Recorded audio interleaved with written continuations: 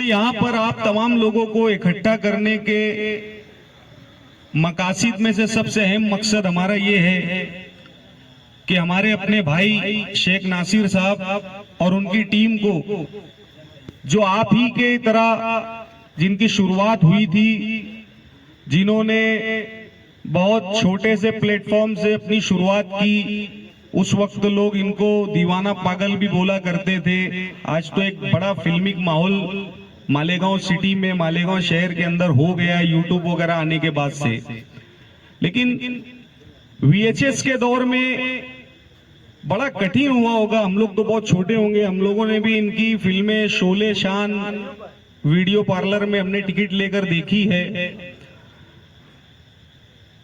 लेकिन मेरा बोलने का मकसद ये है कि नासिर भाई और उनकी टीम की जो शुरुआत हुई, बड़ी मेहनत और मुशक्कत के बाद उनको एक बड़ी कामयाबी मिली, जिसकी हमेशा से वो लोगों को ख्वाहिश थी कि भाई एक बड़ी सक्सेस, एक बड़ा प्लेटफॉर्म हमको मिले, और अल्लाह ने वो चीज उनको अता की।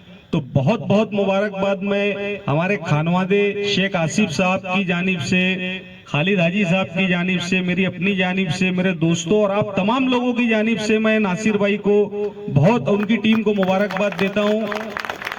एक बहुत बड़ी बात है दोस्तों कि फिल्म के नाम से प्रोड्यूसर को नासिर भाई ने रिक्वेस्ट की कि अगर आप मेरी स्टोरी पर फिल्म बना रहे हो तो मेरी जन्मभूमि का भी जिक्र आना चाहिए। और मालेगांव का नाम जब उसके ऊपर आया तो मुझे, जब उसका ट्रीजर मैंने देखा तो मुझे बहुत खुशी हुई कि यार मालेगांव का इतने बड़े प्लेटफॉर्म की इतनी बड़ी, मैं समझता हूं कि इंडस्ट्री, मालेगांव इंडस्ट्री की जानिब से और हमारे इन्वॉल्वमेंट के साथ ये बहुत बड़ी, सबसे बड़ी सक्सेस, सबसे बड़ी फिल्म है।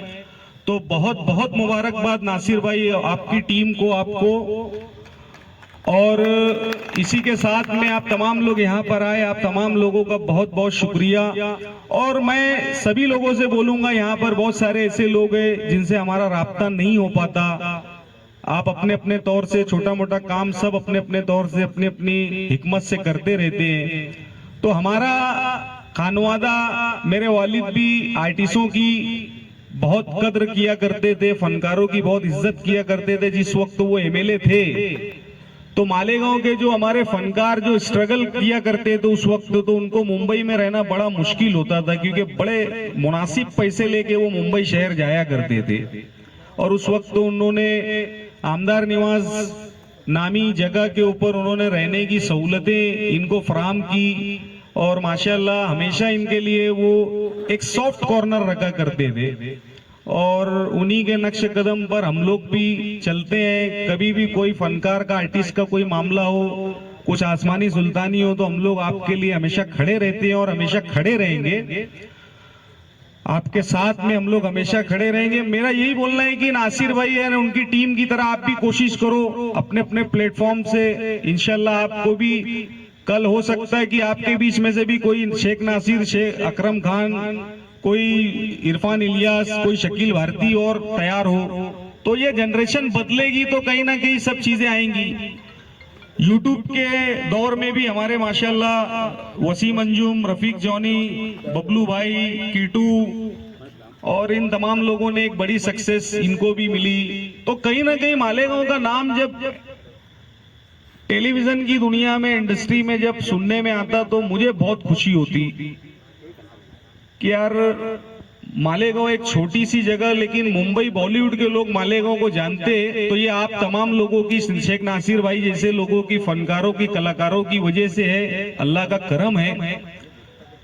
तो मैं आप तमाम ही लोगों का बहुत शुक्रिया अदा करता हूं, आप तमाम लोग यहाँ पर आए। और साथ ही में मैं थोड़ी सी आपसे एक इजाजत भी चाहूंगा। अभी नासिर भाई का हम इस्तेकबाल करेंगे सब लोग मिलकर, उसके बाद ताम का नज़्म है, आपको खाना खा के जाना है। कि मेरी एक गुजारिश थोड़ी सी है, अगर आप इजाजत दे तो मैं कुछ थोड़ी सी इस चैप्टर से हट के भी दो बात करना चाहूंगा, अगर आपकी इजाजत हो तो। आज जैसे सितंबर का महीना चल रहा है, मैं समझता हूँ अनकरीब खत्म होने पे, सितंबर का महीना, मालेगांव के आप तमाम लोग रहने वाले हो, हम भी, आप भी सब मालेगांव शहर में रहते हैं। दोस्तों नवंबर में मैं समझता हूं 1-1.5 महीने के बाद में मालेगांव में असेंबली का इलेक्शन होने वाला है। वोट देना तो आपका हमारा सबका अखलाकी फर्ज है, जिम्मेदारी है। जो जिस तरीके से आज हिंदुस्तान के हालात है और मुसलमानों के और माइनॉरिटी के लोगों की जो पोजीशन है और जो सिचुएशन से हम गुजर रहे हैं, तो वोट तो भैया अगर हमको खाना खाना जरूरी है तो उस तरह हमको किसी भी इलेक्शन के अंदर हमारा वोट देना जरूरी है। तो मेरा यही बोलना है दोस्तों कि जो आपकी इंडस्ट्री के और आपके फन की कद्र करते हैं, जो आपके बीच में रहते हैं, जो आपके साना बसाना रहते हैं, जो आपके मसाइल सुनते हैं, जो आसानी से आदर्श होटल पे आपको मिल जाते हैं, जो आपके कामों की बारीकियों को समझते हैं, जो आपके कामों को समझते हैं, जो आपके टैलेंट की कद्र करते हैं, तो आपको उससे अच्छा ऑप्शन तो मैं समझता हूं कि दूसरी जगह कहीं मिलेगा नहीं। मुझे किसी और का नाम लेना नहीं है।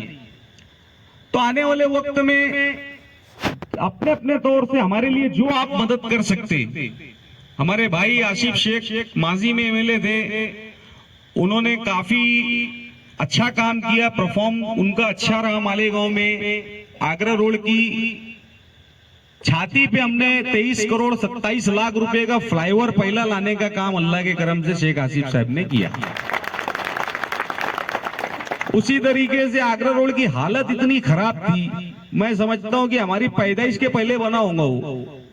अगर उसको नासिक तर्ज के ऊपर सीमेंट कंक्रीट का रास्ता बनाने की शुरुआत अगर किसी ने की तो हमारे वालिद मरहूम शेख रशीद साहब ने की। हारून अहमद अंसारी हॉस्पिटल का कयाम भी मेरे वालिद शेख रशीद साहब ने लाया। उर्दू घर आज एक इतना खूबसूरत ऑडिटोरियम शेख आसिफ की देन है। तो ये काम कहीं ना कहीं आपको देखना समझना पड़ेगा और पॉलिटिकल जिम्मेदारी है आपकी, आप पीछा नहीं छुड़ा सकते। मालेगांव में आप फनकार हो, कलाकार हो, आप एक्टर हो, लेकिन आप मालेगांव के शहरी भी हो। तो मालेगांव शहर में क्या राइट क्या रॉन्ग ये आपकी जिम्मेदारी है, आपको समझना पड़ेगा। और